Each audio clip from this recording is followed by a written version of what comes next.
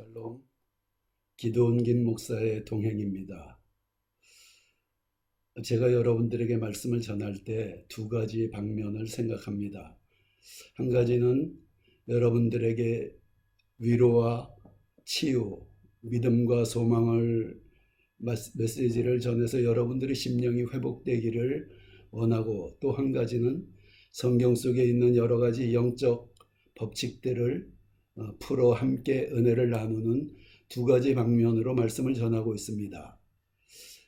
지난번에 전했었던 믿음의 법칙 제1편과 오늘 전하는 믿음의 법칙 제2편은 영적 원리, 영적 법칙에 관련되어진 말씀입니다. 여러분들이 분별해서 듣고 함께 은혜를 나누기를 바랍니다. 오늘 하나님이 우리에게 주신 말씀은 창세기 31장 11절로 12절입니다. 꿈에 하나님의 사자가 내게 말씀하시기를 야곱아 하기로 내가 대답하기를 여기 있나이다 하매 이르시되 내 눈을 들어보라.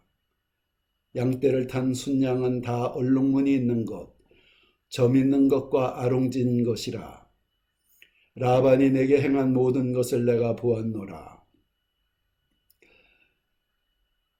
우리가 성경 속에서 읽어본 바대로 라반이 야곱의 외삼촌인데 그가 정직하지 못함으로 인해서 야곱에게 약속한 품삯을 계속해서 주질 않습니다.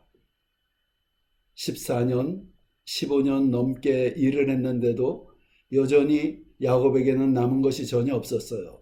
그래서 외삼촌과 그 계약을 새롭게 맺습니다. 외삼촌, 내가 만일에 흰 양만 데리고 가서 칠 때에 그 흰 양 속에서 아롱진 것이나 얼룩진 것이나 점 있는 새끼들이 나면 그것을 내 품삯으로 주세요.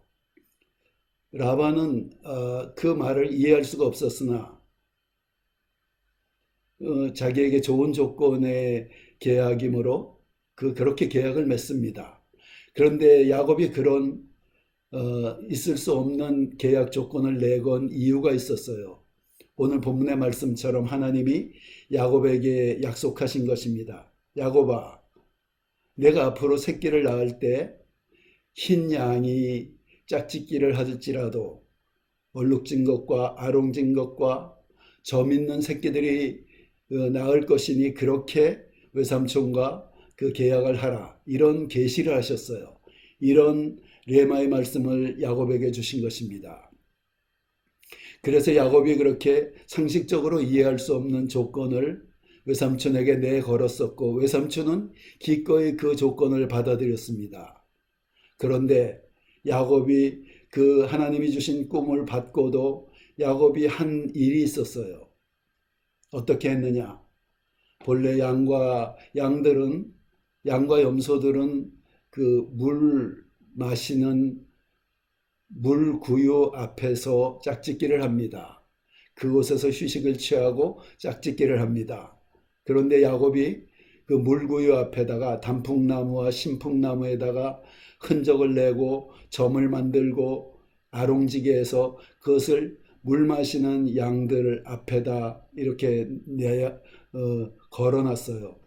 그리고 양들이 그것을 보면서 물을 마시고 짝짓기를 합니다.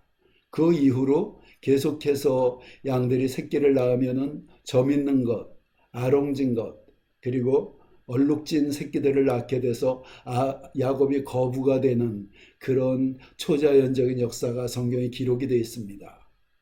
자, 그런데 우리가 한번 생각을 해봅니다. 하나님이 야곱에게 그렇게 꿈을 통해서 계시하셨어요. 앞으로 내가 그 흰 양이 새끼를 낳을지라도 다 점 있고 아롱지고 얼룩진 양들이 나올 것이다. 그렇게 약속을 하셨다면은 야곱이 그 약속의 말씀만 믿고 그저 그 흰 양들을 치고 기다렸다면 하나님의 그 약속대로 되어졌을 것입니다. 그런데 왜 야곱이 그 레마의 말씀을 받고도 그런 우리가 상식적으로 잘 이해가 되지 않는 이상한 그 수단과 방법을 활용한 것입니까? 여기에 성경에 영적 비결이 있습니다.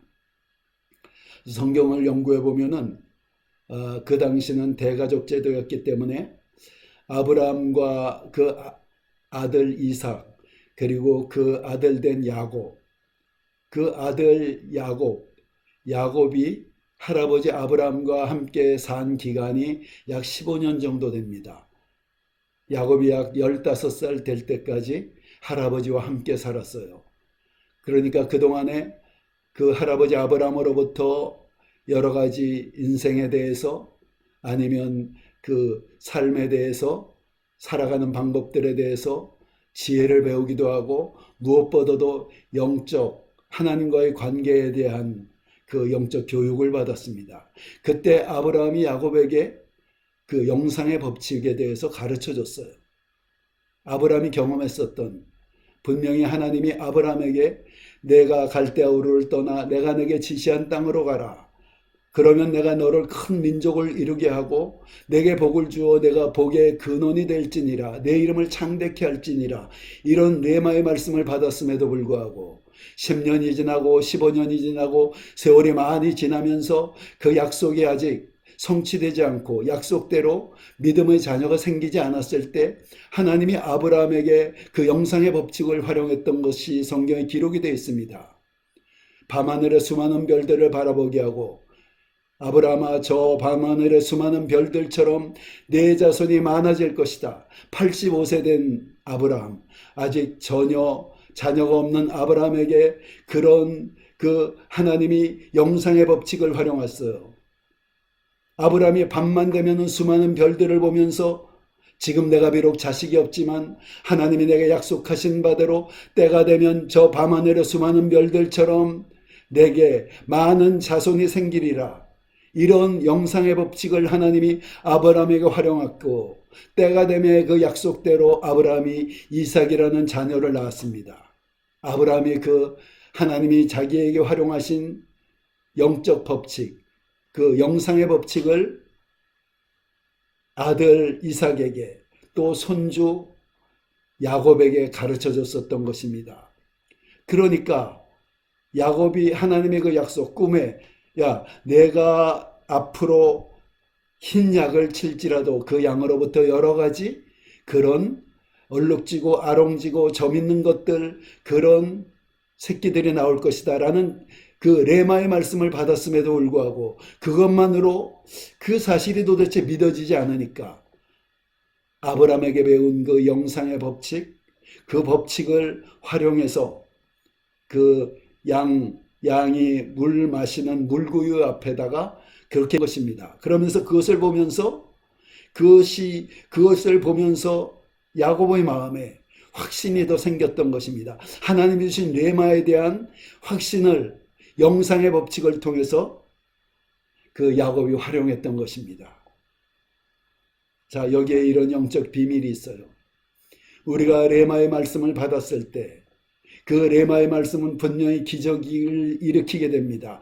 약속대로 하나님이 반드시 그 일을 이루실 것입니다. 그런데 우리가 우리 삶의 그 평생의 비전이라거나 오래 응답이 기다려야 될 그 어떤 약속들이 있을 때 그 과정 중에서 우리 믿음이 흔들리는 순간들이 옵니다. 아브라함이 약속을 받았음에도 불구하고 믿음이 흔들렸던 것처럼 우리가 믿음을 받고 믿음의 약속의 레마의 말씀을 받고 그 믿음의 길을 걸어갈 때 우리 믿음이 흔들리는 순간이 옵니다.